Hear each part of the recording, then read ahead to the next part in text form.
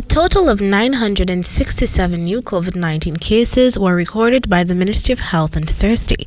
This figure represents the highest number of confirmed cases to be recorded by the ministry in a single day.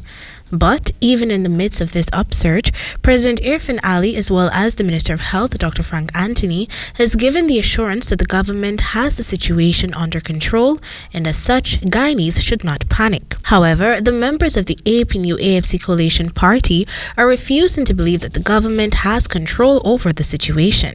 This position was made clear by the party members on Thursday during a virtual press conference.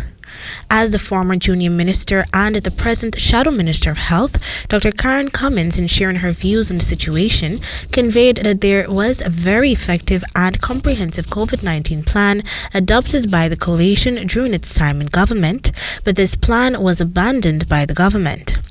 Dr. Cummings opined that the abandonment of this plan has led to the present situation.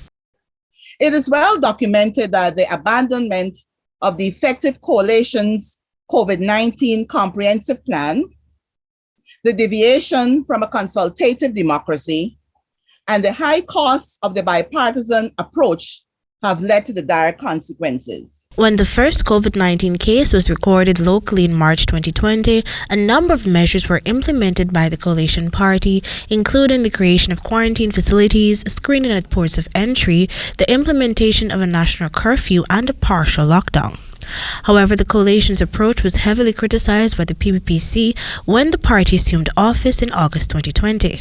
Vice President Barajagdo described the plan as deficient. Nonetheless, Dr. Cummings opined that the Guyanese populace continue to be disinformed, misinformed, and ill-informed about the COVID-19 situation by the government. No one knows how many testing sites are there, the locations, and what is really the intention of the current regime as it relates to testing of the virus, for the virus.